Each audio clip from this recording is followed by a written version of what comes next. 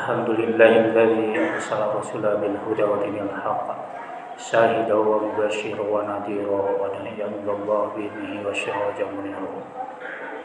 Asyhadu an la ilaha illallah wa asyhadu anna Muhammadar Rasulullah. Allahumma shalli wa sallim wa barik ala sayyidina Muhammadin alladzi kanat hasanatuhu la tuhsa wa ala alihi wa ashabihi ahli syirki wa tuqa amma ba'd. Fa ya ibadallah usikum wa iyaya bitaqwallah faqad fazal muttaqun. Allah Ta'ala fi kitabihil karim wa huwa asdaqul qailin. A'udzu billahi minasy syaithanir rajim. Bismillahirrahmanirrahim. Subhanalladzi asra bi'abdihi lailan minal masjidil haram ila al masjidil aqsa alladzi barakna hawlahu linuriyahu min ayatina innahu huwas samiul basyir. Shadaqallahul azim wa shadaqa rasulun nabiyul karim wa nahnu ala zalika minasy syahidin wa syakirin walhamdulillahi rabbil alamin. Ma'asyiral muslimin wa zumratal mu'minina rahimahullah. Alhamdulillah, segala puji kita panjatkan kehadirat Allah Subhanahu wa taala karena atas ketentuannya lah kita masih diberikan kesempatan untuk insyaallah akan melaksanakan sholat Jumat berjamaah di tempat yang sangat dimuliakan ini. Salawat serta salam semoga tetap tercurahkan kepada junjungan alam baginda Rasulullah Muhammad sallallahu alaihi wasallam, kepada keluarganya, para sahabatnya, tabi'in wa tabi'in, tegasnya kita sekalian dan seluruh umat yang mengikuti risalahnya hingga akhir zaman. Amin ya Allah ya Rabbal alamin. Tidak lupa pula dalam kesempatan ini khatib berkewajiban menyampaikan wasiat takwa dengan takwa yang sebenar-benarnya takwa, di mana kita sanggup untuk melaksanakan segala apa yang menjadi perintahnya dan dengan sekuat tenaga meninggalkan apa-apa yang menjadi larangannya. Hadirin jamaah Jumat yang sama-sama dirahmati Allah Subhanahu wa taala. Tidak terasa hari ini Jumat keempat di bulan Rajab. Sebentar lagi insyaallah kita akan dipertemukan dengan bulan Ramadan, bulan yang penuh berkah, di mana Rasulullah SAW beserta keluarganya telah mempersiapkan jauh-jauh hari untuk menyambut bulan yang penuh berkah, rahmat dan maghfirah dari Allah Subhanahu wa taala sejak bulan Rajab. Sehingga kita banyak berdoa, Allahumma barik lana fi Rajab wa Sa'ban wa balighna Ramadan. Ma'asyiral muslimin wa zumratal mu'minin rahimahullah. Mumpung kita masih berada di bulan Rajab, dan bulan Rajab bulan yang diyakini oleh para ulama sebagai bulan terjadinya peristiwa yang sangat luar biasa, yaitu peristiwa Isra dan Mi'rajnya Rasulullah Muhammad SAW. 14 abad yang lalu, sengaja dalam khutbah Jumat yang sangat singkat ini khatib tidak bercerita terkait dengan peristiwa Isra Mi'rajnya, tapi lebih kepada spirit yang harus kita ambil dari peristiwa Isra Mi'raj. Banyak sekali pelajaran yang harus kita ambil, tapi hanya 3 yang ingin saya sampaikan sebagai pelajaran yang paling pokok. Momentum di bulan Rajab ini tidak ada kata terlambat untuk kita untuk bisa mentadaburi peristiwa Isra dan Mi'rajnya Rasulullah Muhammad SAW. Ma'asyiral muslimin, jamaah Jumat yang sama-sama mengharapkan ridha Allah Subhanahu wa taala. Spirit atau pelajaran yang pertama yang kita ambil bahwa peristiwa Isra Mi'raj kita jadikan sebagai momentum untuk memperkuat, memperkokoh, memperteguh, meluruskan kembali akidah kita, keyakinan kita kepada Allah Subhanahu wa taala. Peristiwa Isra Mi'raj peristiwa yang sangat agung, sehingga Allah Subhanahu wa taala mengabadikannya dalam salah satu surat di dalam Al-Quran, yaitu surat Al-Isra. Bahkan ditempatkan dalam ayat pertama, Subhanalladzi asra bi'abdihi lailan. Maha suci Allah yang telah memperjalankan hambanya pada waktu malam. Minal masjidil haram ilal masjidil aqsa. Dari Masjidil Haram ke Masjidil Aqsa. Alladzi barakna haulahu. Dan telah kami berkahi sekelilingnya. Linuriyahu min ayatina, agar diperlihatkan kepadanya sebagian kecil dari kebesaran tanda-tanda kekuasaan Allah Subhanahu wa taala. Innahu huwas-sami'ul basir. Sesungguhnya Allah Maha mendengar lagi Maha melihat. Begitu agungnya peristiwa Isra Mi'raj ini. Inilah yang menyebabkan bagaimana kita diuji akidah. Akidah kita, keyakinan kita kepada Allah Subhanahu wa taala. Pada waktu itu di Mekah terdapat 3 golongan diuji akidahnya. Yang pertama, mereka memang orang-orang yang baru mau dan baru masuk Islam. Mereka yang masih ragu dalam keimanannya karena baru masuk Islam. Sehingga mereka ketika mendapatkan cerita tersebut dari Rasulullah Muhammad SAW, kemudian mereka murtad. Mereka kembali meninggalkan agama Islam dan kembali ke kepercayaan sebelumnya, diwakili oleh kelompok Abdullah bin Ubay. Akidah kita diuji. Kemudian golongan yang kedua adalah golongan orang-orang yang kafir. Memang kafir sebelumnya, Abu Lahab, Abu Jahal dan yang lainnya, bahkan menertawakannya. Mendengar kabar Rasulullah SAW melakukan perjalanan yang begitu sangat-sangat jauh dan bahkan dinaikkan ke langit.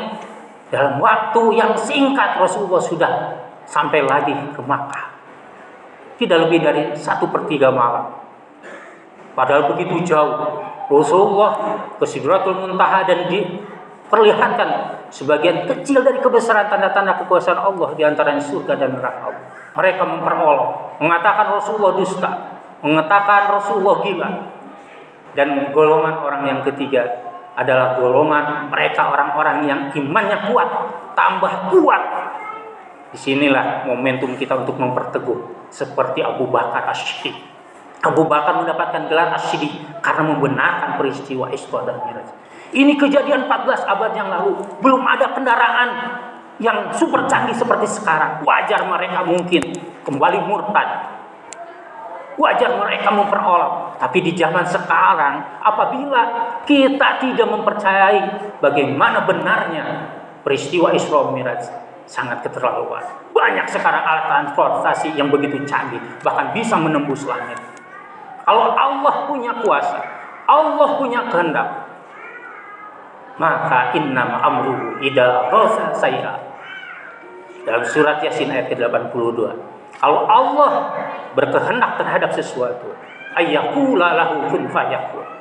Maka Allah tinggal mengatakannya, kun, jadi maka jadilah. Disinilah kembali lagi kepada kita, teguhkan akidah kita, teguhkan keyakinan kita bahwa kalau Allah sudah berkehendak, Allah punya kuasa. Dua di antara sifat-sifat wajib yang ada di Allah, qudrat dan iradat Allah, maka tidak ada sesuatu yang bisa kita tolak. Betul, kita punya logika berpikir, tapi jangan digahulukan logika berpikir kauniyah, logika berpikir sebab akibat. Adanya anak pasti ada orang tuanya, ada ayah ibunya. Allah berkehendak ada. Nabi Isa alaihissalam tanpa ayah hanya ibu, tapi Allah berkehendak, maka itu bisa. Akal robaniyah yang harus dikedepankan, keyakinan kepada Allah Subhanahu wa taala. Ma'asyiral muslimin wa zumratal mu'minin rahimakumullah. Kemudian setelah tahapan kita, spirit kita ambil untuk memperkuat, memperkokoh, meluruskan kembali akidah kita, keyakinan kita kepada Allah Subhanahu wa taala. Maka kemudian kesempatan di bulan Rajab ini dengan peristiwa Isra Mi'raj ini, mari kita tingkatkan kembali kualitas ketakwaan kita kepada Allah Subhanahu wa taala. Bentuk dari iman kita adalah takwa. Takwaan kita akan diuji. Mana lebih besar kita melaksanakan apa-apa yang menjadi perintahnya dan meninggalkan apa-apa yang menjadi larangannya. Selama ini sadari, renungi lebih banyak mana kita meninggalkan justru yang seharusnya dikerjakan, dan justru sebaliknya yang seharusnya dikerjakan justru oleh kita ditinggalkan. Banyak rahasia-rahasia Allah. Para ilmuwan belum mampu untuk mengungkap rahasia-rahasia Allah di muka bumi ini. Termasuk para malaikat pun mengakui bagaimana kebesaran Allah Subhanahu wa taala. Ketika malaikat ditantang oleh Allah untuk menyebutkan nama-nama, tapi mereka justru menjawab dalam Quran surat Al-Baqarah ayat ke-32. Qalu, para malaikat menjawab, subhanaka, maha suci engkau ya Allah. La ilma lana, tidak ada sesuatu yang kami ketahui illa ma 'allamtana, kecuali apa-apa yang telah engkau ajarkan kepada kami. Innaka antal alimul hakim, sesungguhnya engkau yang maha mengetahui lagi maha bijaksana. Belum terlambat di bulan Rajab ini. Apa saja untuk kita meningkatkan kualitas takwa kita? Melaksanakan segala apa yang menjadi perintahnya dan meninggalkan apa-apa yang menjadi larangannya. Di bulan yang agung ini, bulan Rajab, kita masih bisa melaksanakan saum sunnah. Kita perbanyak sholat sunnah. Kita perbanyak bacaan Al-Quran. Kita perbanyak zikir kepada Allah Subhanahu wa Ta'ala. Ketika tahapan pertama kita luruskan akidah, kedua kita tingkatkan kualitas ketakwaan kita, kemudian realisasi implementasi.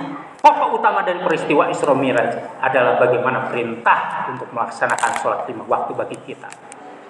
Cuma sayang, Allah sudah meringankan dari 50 waktu sehari semalam bagi kita.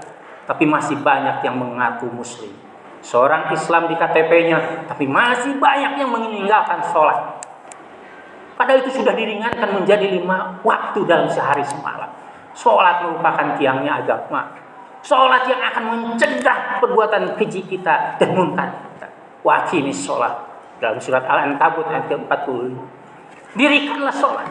Inna sholata tanha 'anil fahsya'i wal munkar. Sesungguhnya sholat akan mencegah dari perbuatan keji dan munkar. Dan kita sebagai keluarga muslim, punya saudara, punya keluarga, ajarkan, tanamkan dalam hati dan jiwa kita untuk bisa meresap itu sholat dalam diri pribadi anak-anak kita. Apalagi yang sudah mempunyai anak yang usia 7 tahun.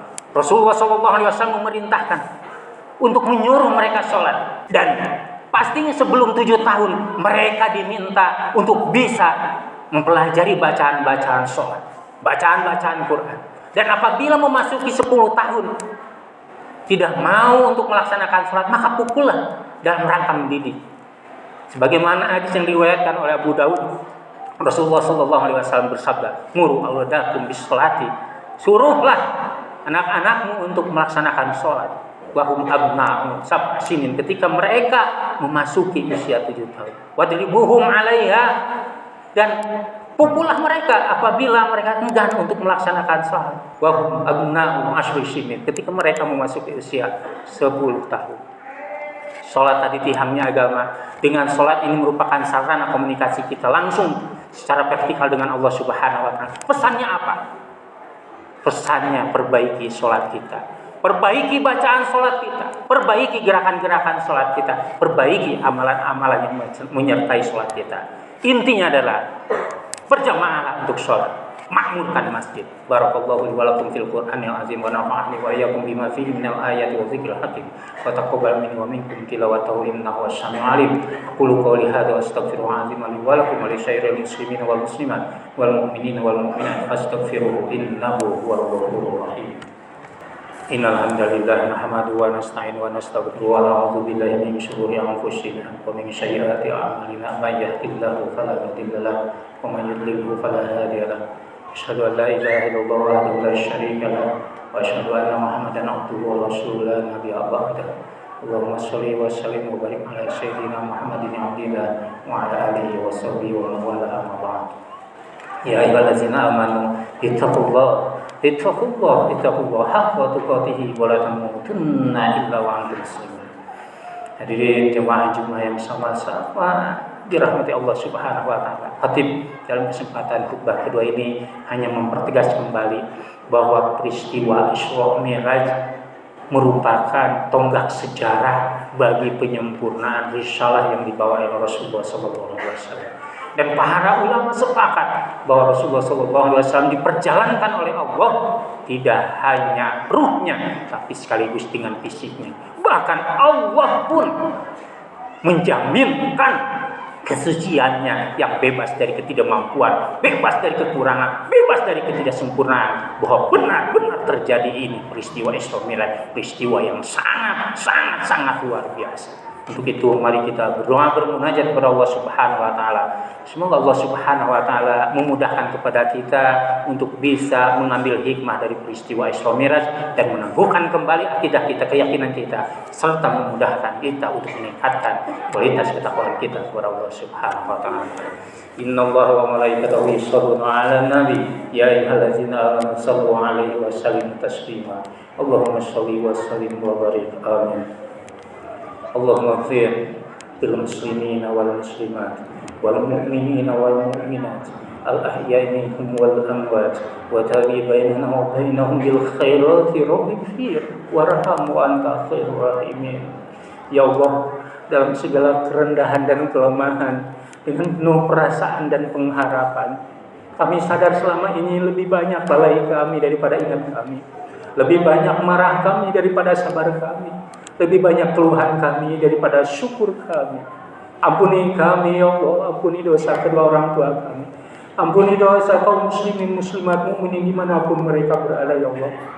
Allahumma arinal haqqa haqqa warzuqna ittiba'ahu arinal batila batila warzuqna tinabah. Ya Allah, tunjukkanlah kepada kami jalan-Mu, jalan yang lurus, jalan yang Engkau ridhoi, jalan yang apabila kami berpijak di atasnya tidaklah akan tersesat buat selamanya. Karuniakan kepada kami kekuatan lahir dan batin ya Allah, untuk mendapatkan hikmah dari peristiwa-peristiwa besar yang Engkau tunjukkan ya Allah, agar kami dapat menapak menuju hari esok yang lebih pasti dan lebih baik. Allahumma ahsin akibatana fil umuri kulliha. Ya Allah, baguskanlah segala amalan kami selama di dunia sebagai bekal kami di hari penghisaban nanti. Wa zidna min khizi dunya wa azabil akhirat. Ya Allah, jauhkanlah kami dari hinanya dunia dan azab siksa di akhirat. Ya Allah, Allahumma inna nas'aluka husnul khotimah wa na'udzubika min su'il khotimah. Ya Allah, jadikanlah sebaik-baik umur kami agar menjadi yang terbaik di akhir usia kami. Fahatirus samawati wal ard. Engkaulah pencipta langit dan bumi, anta waliyyi fid dunya wal akhirat. Engkaulah pelindung kami satu-satunya di dunia dan akhirat. Tawaffani muslima wa alhiqni bis sholihin. Wafatkanlah kami dalam keadaan muslim dan Engkau kumpulkan bersama orang-orang yang soleh. Allahumma rabbana atina fid dunya hasanah wa fil akhirati hasanah wa qina azabannar. Ibadallah, innallaha ya'muru bil 'adli wal ihsani wa ita'i dzil qurba wa yanha 'anil fahsya'i wal munkari wal baghi. Ya'idukum la'allakum tadhakkarun fadhkuru 'azima yadhkurkum washkuru 'ala ni'amihi yazidkum wa la dzikrullahi akbar. Aqimis shalah.